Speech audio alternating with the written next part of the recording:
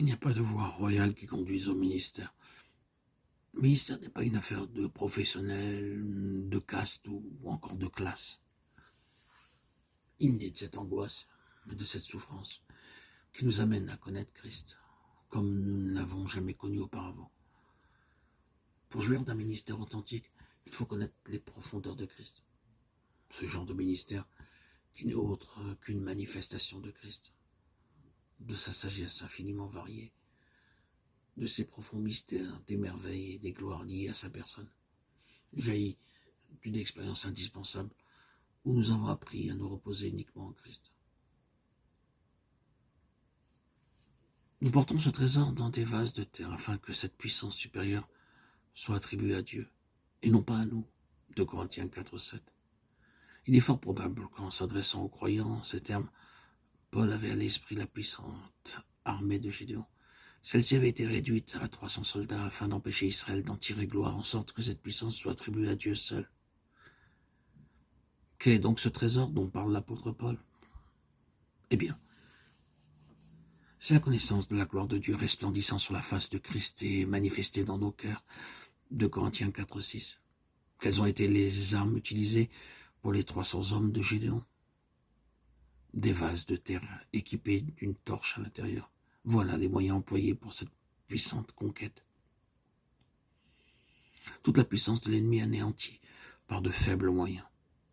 Et Dieu sait si l'ennemi était puissant.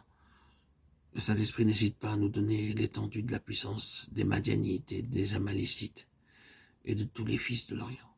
Ils étaient semblables aux sables de la mer. La victoire a été remportée grâce aux 300 hommes qui portaient ce trésor dans des vases de terre. Ce qui laisse sous-entendre que Christ est lui-même l'énergie dont nous avons besoin pour assurer une conquête sans pareil sur toute la puissance de l'ennemi.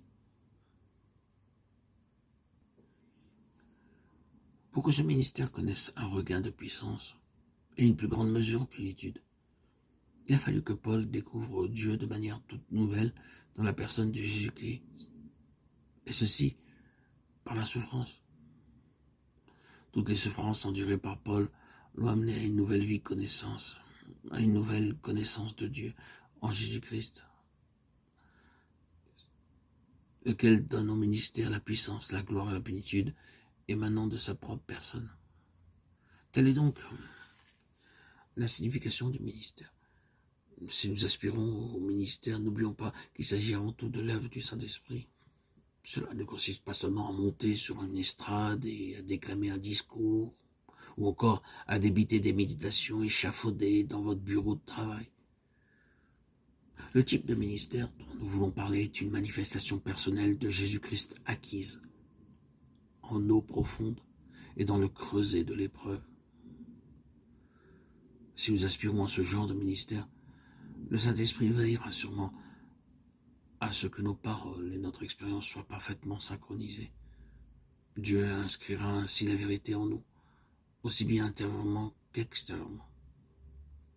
Est-il nécessaire de rappeler que cela n'a rien à voir avec cette catégorie de gens connus sous le nom de ministres de l'Évangile? Néanmoins, nous sommes tous appelés au ministère, à être témoins de Jésus-Christ.